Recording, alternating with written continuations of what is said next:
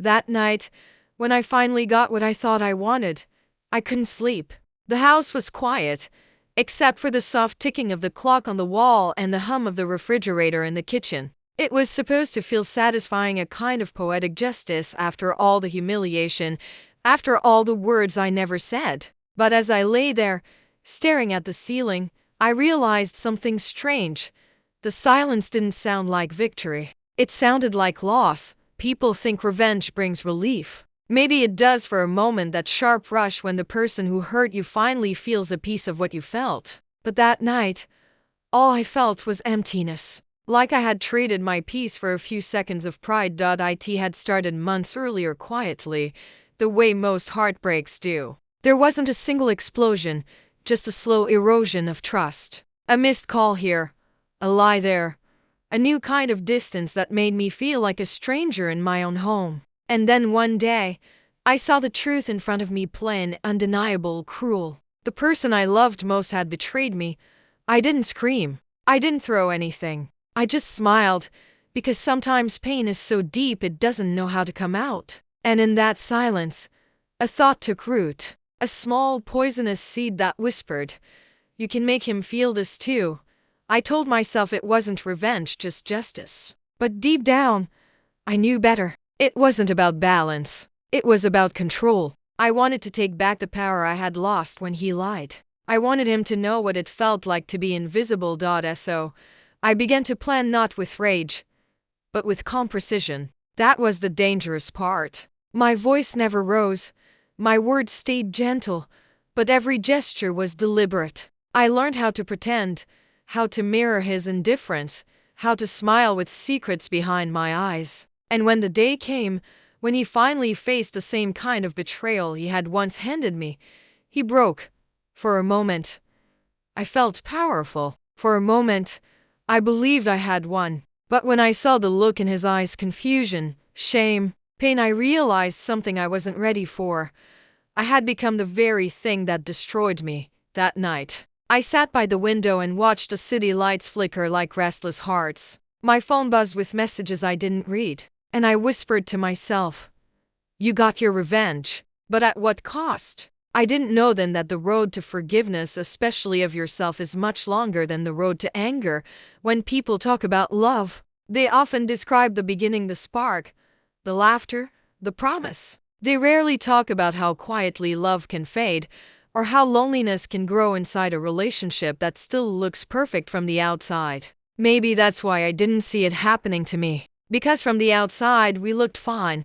We met when I was 26. He worked at a small firm across the street from the cafe where I used to read on weekends. The first time we spoke, he borrowed my newspaper and ended up telling me his life story before I could finish my tea. He had an easy laugh, the kind that made other people join in. And when he looked at me, it felt like I had known him forever. Our courtship was simple. Evenings in small restaurants, long walks through noisy streets, promises whispered over cheap coffee. He said I was his calm in a loud world, and I believed him. When he met my parents, he was polite, charming, and nervous in a way that made them trust him instantly. We married a year later, in a quiet ceremony filled with flowers and music and the kind of happiness that doesn't think about endings. The first few years were good, not perfect, but warm and full of life. We built a small home together, painted the living room ourselves, argued over curtains, laughed over burned dinners. There was safety in those days. Even when money was tight or when we disagreed, there was still that invisible thread of "we'll be okay." I held on to that thread like it was a promise carved in stone. He was affectionate then, attentive in small, thoughtful ways. He would send a message when I was late at work or leave a note by the kettle saying, "Good morning, beautiful." Those notes stopped after a while, not suddenly, but gradually. The messages became shorter, then rarer, until silence took their place. It began with small things.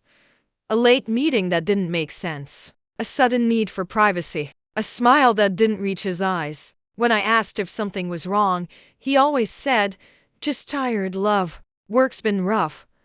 I wanted to believe him, so I did.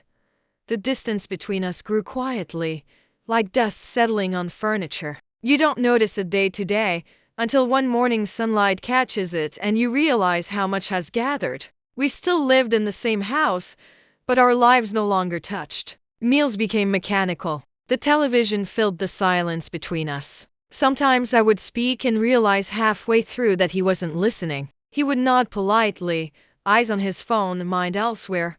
I started blaming myself. Maybe I wasn't interesting anymore. Maybe I had become ordinary. I tried harder, new clothes, new recipes, new patience. He noticed none of it. And still, I told myself, this is just a phase. The truth arrived one evening like a whisper I couldn't unhear. He had left his laptop open. I wasn't looking for anything, not really. But the message flashed on the screen before I could look away, a name I didn't recognize. Words too intimate for friendship. A single line changed everything. I miss the way you look at me when he's not around. For a long minute I couldn't move. The world seemed to tilt, and my hands felt weightless. Then I closed the laptop gently, as if touching something fragile. I remember making dinner that night anyway. He came home late, kissed my forehead out of habit, and I smiled because I didn't know what else to do. For days, I lived in two worlds. In one, I was his wife serving meals, asking about his day, folding his shirts. In the other, I was a stranger watching her life from the outside, trying to understand when love had turned into performance. He didn't notice the difference. That hurt most of all. I told no one, not even Mira, my closest friend. I was ashamed not just of what he had done, but of my silence. Because deep down, I still wanted to protect him. I kept thinking, if I confront him, it will end. If I stay quiet, maybe it will fade away. But betrayal doesn't fade. It multiplies in silence. I started keeping a journal, then short entries, half sentences. He laughed at his phone again tonight. He forgot our anniversary. I am here, but I don't exist. Reading those words later felt like reading a stranger's diary. He grew bolder as months passed. New shirts, new cologne, new smiles that weren't meant for me. I knew where the money went. I knew who he called when I wasn't in the room. I even saw her once at a cafe, sunlight falling perfectly on her hair while she waited for him. She looked young, confident, free. Everything I had stopped being. That night, when he came home, I didn't ask anything. I just watched him, trying to recognize the men I had loved. He noticed my stare and frowned. "Why are you looking at me like that?" "Because I'm trying to remember," I said. "Remember what?" "What it felt like when I trusted you." He said nothing, just walked away. And that silence, heavier than any argument, filled the house. I realized then that there are two kinds of heartbreak. One that happens when someone leaves you, and another that happens when they stay but love doesn't. The second one is slower, quieter, and far more painful. In the weeks that followed, I stopped trying, stopped explaining myself, stopped asking questions I already knew the answers to. But beneath all that calm, something darker was growing, a voice that whispered, "You don't have to stay powerless." I began to see my own reflection differently. The woman staring back at me wasn't weak. She was patient, and patience had limits. Each night I sat by the window, replaying every lie he had told, every moment I had pretended not to notice. And slowly, I started to think of how I could make him feel what I had felt without shouting, without chaos, just truth revealed at the right moment. Not to destroy him, just to make him see. That was how my quiet revenge began. I didn't plan it out of hatred. I planned it because I wanted balance. Because I thought that if he could taste even a fraction of the emptiness he'd left in me, I might be free. I didn't yet understand that freedom bought through pain is never peace. I didn't decide on one grand act of revenge. It began with small, careful things, tiny ways to reclaim my voice. I stopped explaining where I went. I stopped cooking his favorite meals. I started answering questions with silence, the same way he had done to me. At first he didn't notice. Then one evening he looked up from his phone and said, "You've changed." I smiled a little. "So have you." He didn't ask what I meant. Maybe he already knew. I began leaving the house more often. Not to escape, but to remember who I was before him. I took long walks through the park, watched children chase pigeons, Bought a book I didn't need just to feel the thrill of choosing something for myself. The world outside our house still moved, still breathed, and that realization made me stronger.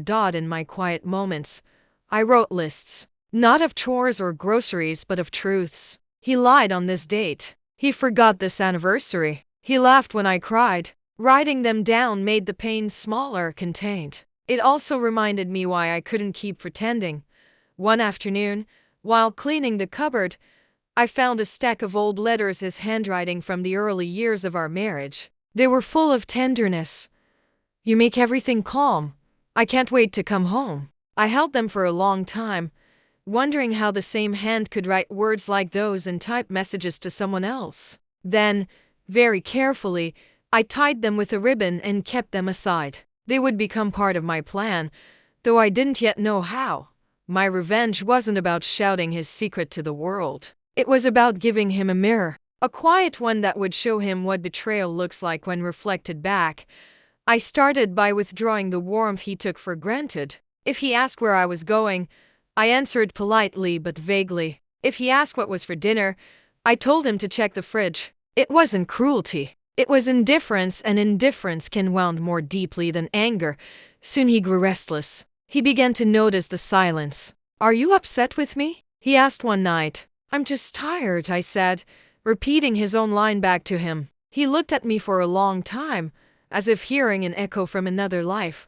For weeks I played the part he had once played, distant, distracted, unreadable. I wasn't proud of it, but I told myself it was justice. When he left his phone on the table, I didn't look. When he stayed out late, I didn't ask. He expected confrontation. I gave him calm. And in that calm, he began to unravel. He started calling me from work just to check if I'd eaten. He brought small gifts home, flowers, a scarf, things he hadn't done in years. I accepted them with polite smiles, never with gratitude. Each time, I saw confusion cloud his face. He was learning how indifference feels, but revenge has a way of changing its owner. Each act that was meant to restore my power also dimmed something inside me. I found myself watching him, not with love or anger, but with calculation. I was becoming what I despised: cold, strategic, detached.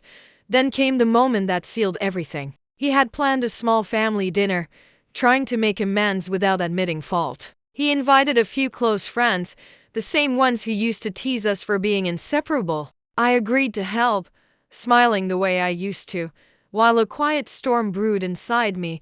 That evening the house glowed with soft lights and laughter. He looked relieved, perhaps believing that time had washed everything clean. When everyone settled with their plates, someone asked him to tell the story of how we first met. He began with his usual charm, adding small jokes, glancing at me for approval. I smiled and waited for the right moment.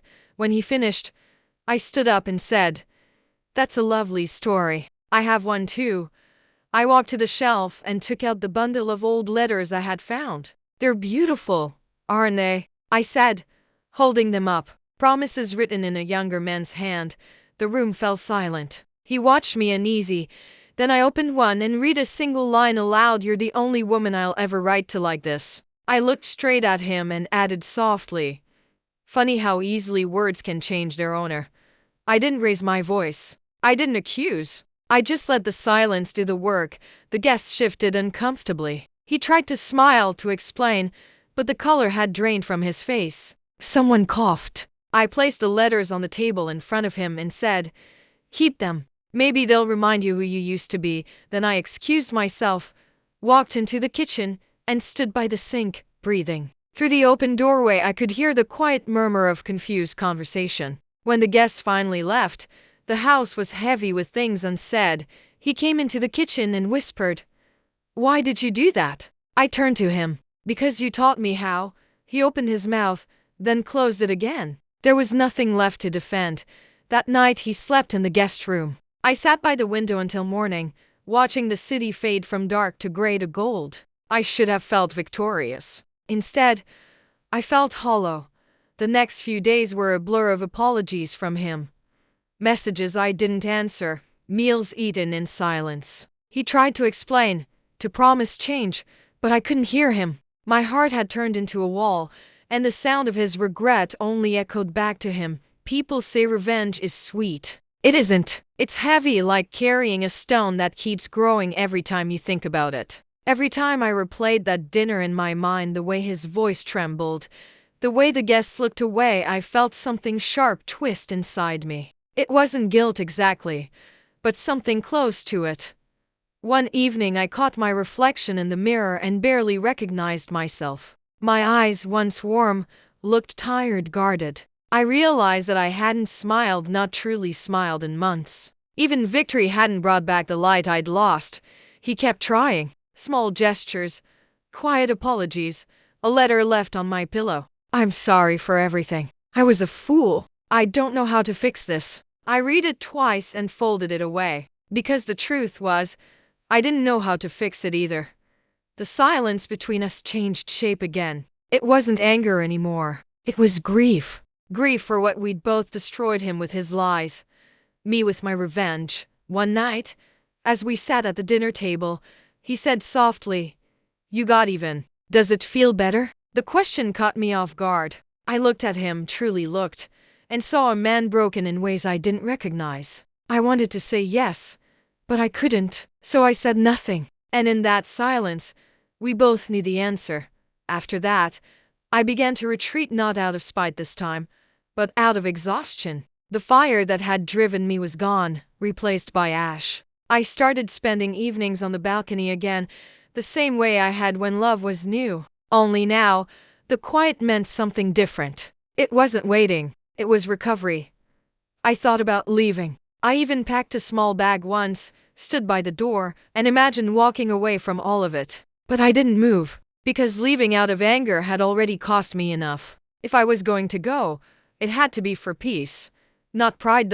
So I stayed for a while longer. We lived like two ghosts sharing the same walls, polite, cautious, learning how to breathe around each other again. He respected the distance. I respected his remorse. But neither of us could find our way back to the place we started. It was during one of those quiet evenings that I finally admitted it to myself.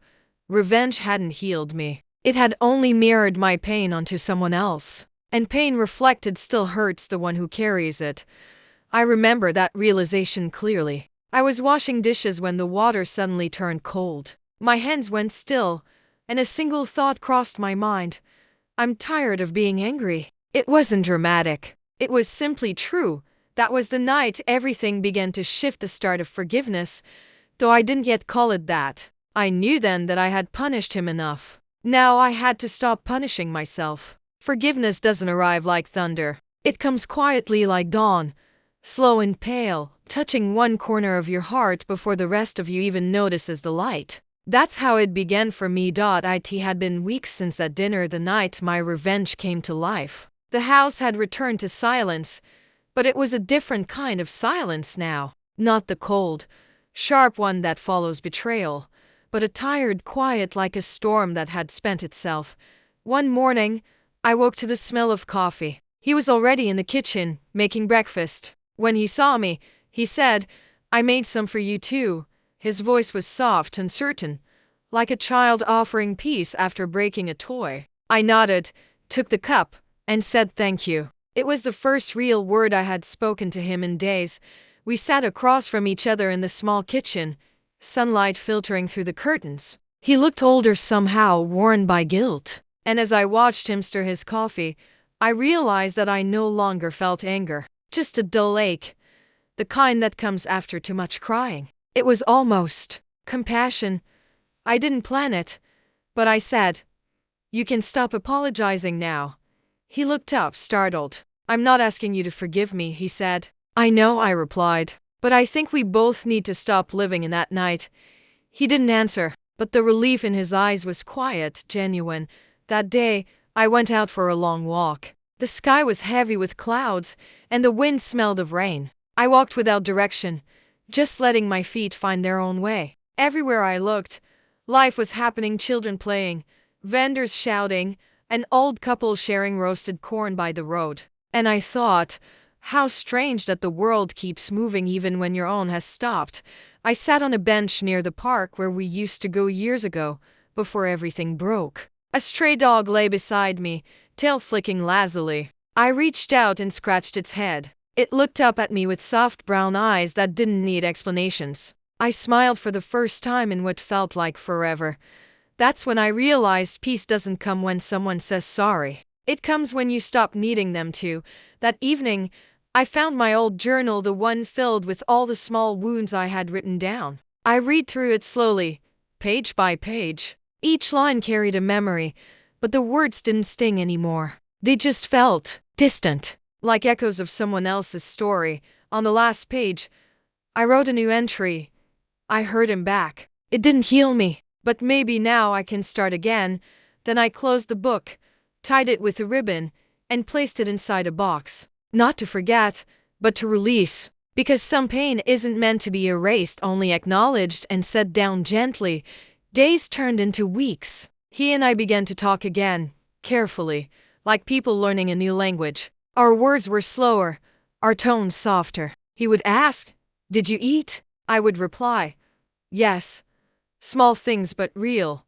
One evening, he brought home a small plant, jasmine, my favorite. He placed it on the windowsill and said, "It needs light, but not too much. Just balance." I looked at the plant, then at him, and realized he wasn't just talking about the flower. He was talking about us. I didn't promise anything that night, but I watered the plant the next morning. That was enough. A few months later, I visited my parents. My mother held me close, her hands trembling slightly. She didn't ask about him right away. Mothers can read what daughters don't say. Over dinner, she said softly, "You look different." Not happy exactly, but calm. I smiled. "Maybe that's what peace looks like when it's new." She nodded. "Peace and forgiveness grow together, you know. One doesn't survive without the other." I thought about that for a long time after I returned home. One rainy afternoon, I found him sitting on the balcony, looking out at the gray sky. He didn't notice me at first. He was holding one of the old letters, the ones I had read aloud that night. For a second, I wanted to take it from him, to erase that memory. But I didn't. I just sat beside him. After a while, he said, "I used to write you letters because I didn't know how to say things aloud." I nodded. "And then I forgot how to write them too," he whispered. There was no defense in his voice. No excuses, only truth. He turned to me and said quietly, "I don't expect you to love me again. I just want you to know I see what I broke." That was the first time he had said it like that, not as a plea, but as an understanding. Something in me softened completely. I said, "You can't fix everything, but you can grow from it." He nodded. "I'm trying." And I believed him, not because I wanted to, but because I could see it in the gentleness of his eyes and the way he no longer tried to rush my forgiveness. From that day onward, I stopped thinking of him as the man who betrayed me. He became just a person, flawed, human, learning. And I stopped seeing myself as a victim or an avenger. I was simply someone finding her way back to herself.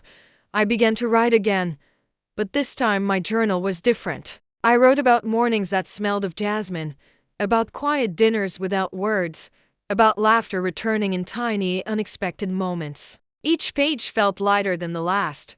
One evening, as I was washing dishes, I heard music playing softly in the living room, an old song we both loved, one we hadn't played in years. I wiped my hands and stood at the doorway. He was sitting there, eyes closed, just listening. The song ended, and before I could turn away, he said, "Do you ever wish things had happened differently?" I thought for a moment. "No," I said. "If they hadn't, I wouldn't know what forgiveness feels like." He smiled faintly, the kind of smile that comes from understanding something you can't quite put into words. For the first time in a long while, there was no tension between us, only a quiet, shared truth that sometimes love doesn't survive, but kindness can. After that, I stopped calling it revenge. I began to think of it as a detour, the painful road that led me back to compassion. I still regretted the way I had hurt him, but regret no longer ruled me. It was just a reminder of what I never wanted to become again.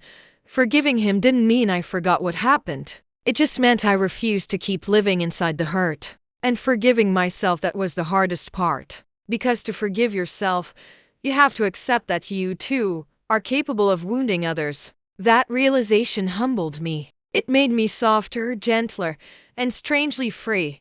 The jasmine plant bloomed that winter, tiny white flowers filling the house with their fragrance. He smiled when he saw it and said, "It's forgiving us too."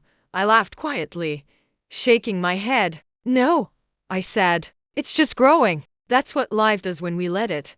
He nodded, and for the first time, I saw peace in his face, the kind that comes when two people stop being enemies and become witnesses to each other's healing. That night, as I lay in bed, I thought about the journey from pain to peace. How anger feels powerful at first, but leaves you empty in the end. How forgiveness feels weak at first, but fills you slowly until there's nothing else left to hold. I whispered into the dark, "You can't win by hurting someone else. You can only win by finding your peace." And somewhere deep inside, I felt the last thread of bitterness loosen.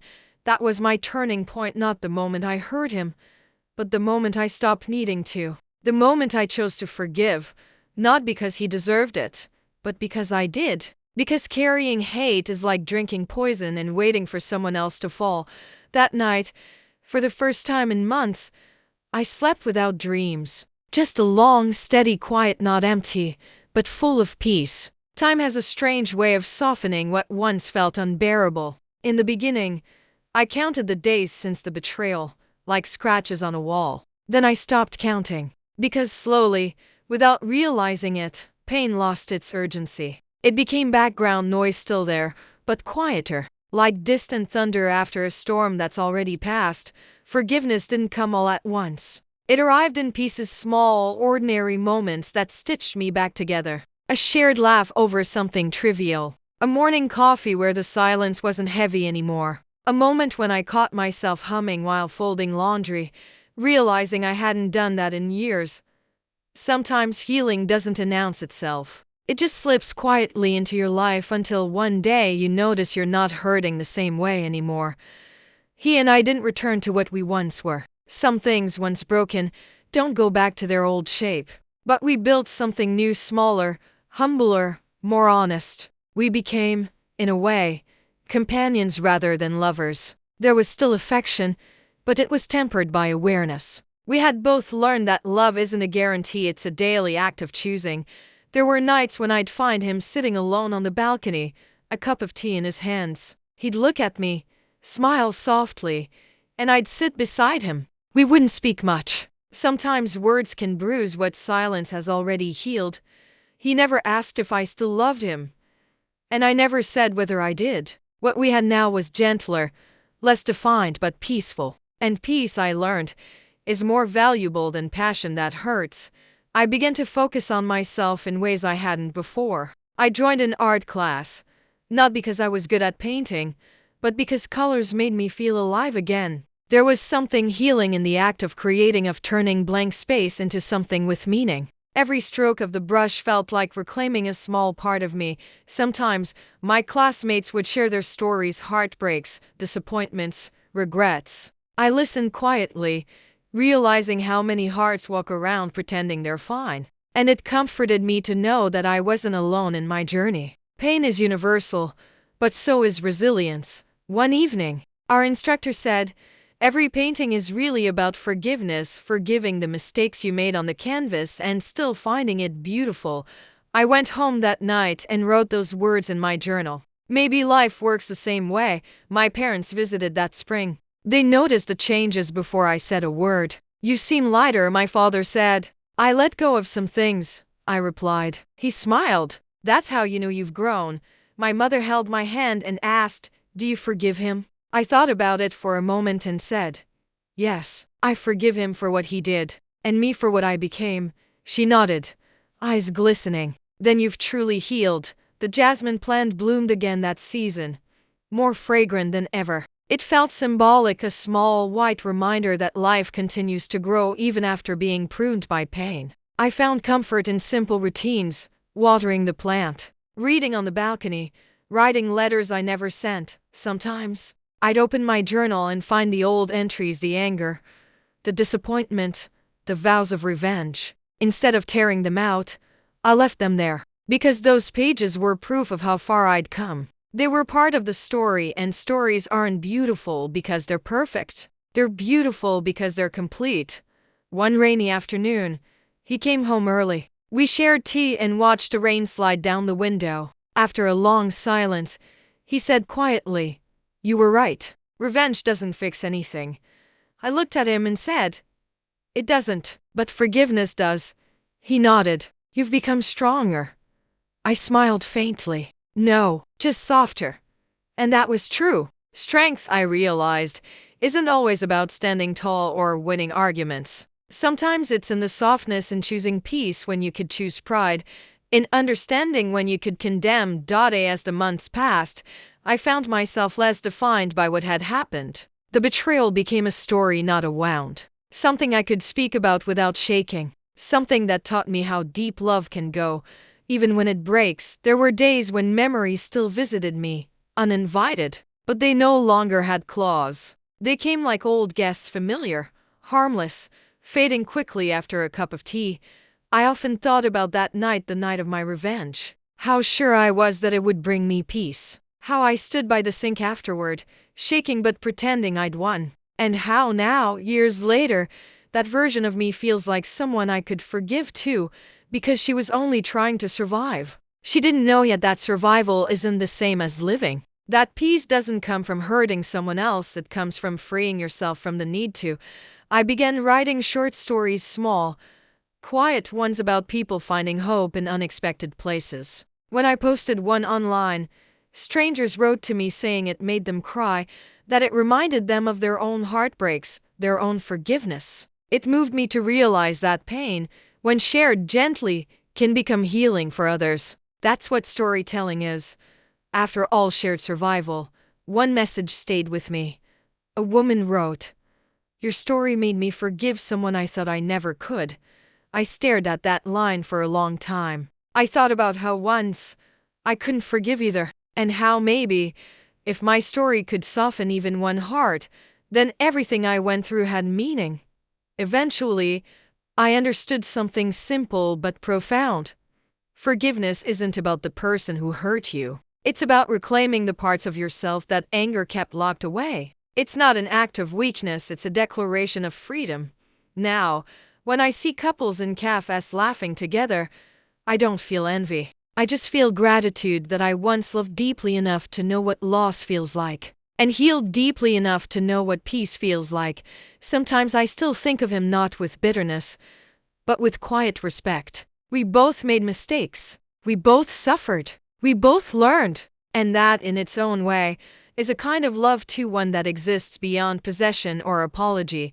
One night, as I sat on the balcony watching the moon rise, he stepped outside and joined me. We sat in silence for a long time before he said, "Do you ever regret it?" I asked, "Which part?" He thought for a moment and said, "All of it."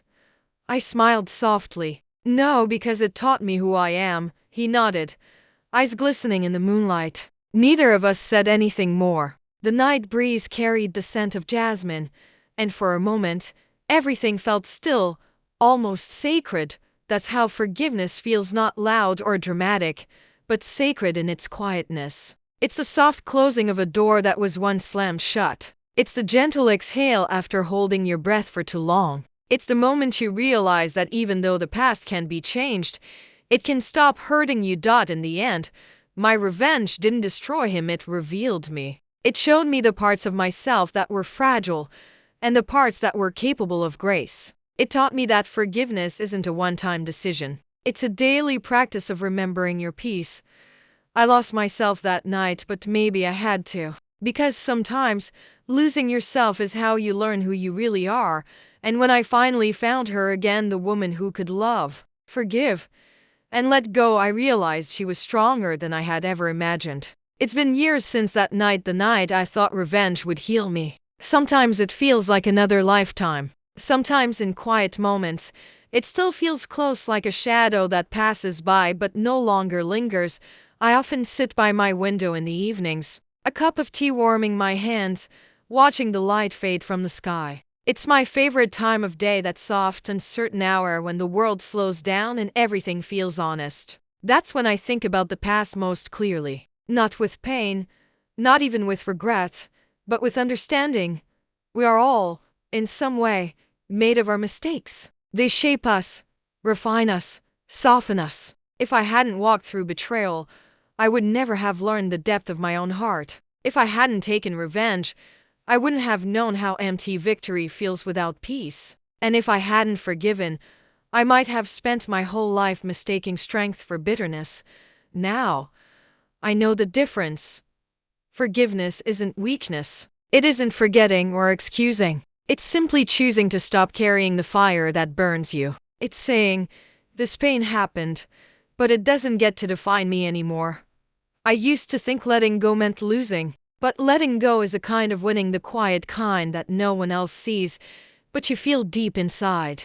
It's a victory over anger, over pride, over the need to be right.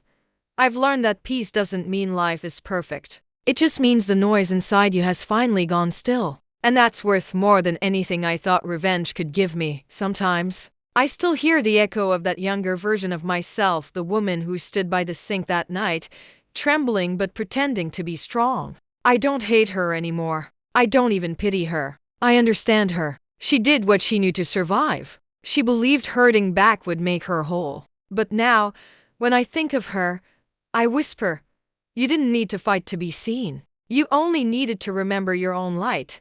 That's what healing is, meeting the past versions of yourself with kindness instead of judgment. My husband and I eventually went our separate ways, peacefully. There was no shouting, no anger, just a quiet acceptance that our paths had reached their end. We wished each other well, and for once, we truly meant it. Sometimes we still speak, on birthdays or holidays, and there's warmth there, the kind that comes after the storm, when all that's left is gratitude for what was learned.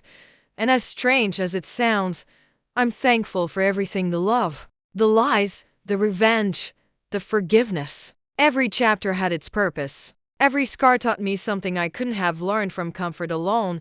These days, I write more stories, not about pain, but about transformation. Because every story, in its own way, is about finding light after darkness. And every person who listens might see a piece of their own journey inside it. When people ask me, how did you forgive? I always smile and say, I just got tired of being angry. It's not a grand philosophy, it's simply the truth. Anger takes so much space inside you that there's no room left for joy. Once I let it go, life became spacious again, full of air, and hope, and possibility. There's a line I often tell myself when the past comes knocking. You are allowed to outgrow the version of yourself that hurt others. That line keeps me gentle, not only with others, but with myself. Because peace isn't about being untouched by pain. It's about walking through pain and still choosing softness when you reach the other side. Tonight, as I finish this story, the jasmine on my windowsill is in bloom again. Its fragrance fills the room, sweet and forgiving. The same plant that once stood witness to my anger now reminds me daily that life keeps growing even in the soil of what once hurt us. I look at it and smile. I whisper, we made it. Not I, we. The woman I was, the woman I became, and the woman I am still becoming. Because healing is not a single moment. It's a lifelong conversation with yourself. And if I've learned anything from it all, it's this: you never really win through revenge. You win when you can wish peace to the person who broke you, and mean it. Would you do it all over again? Yes, I whisper. But this time, I choose peace sooner.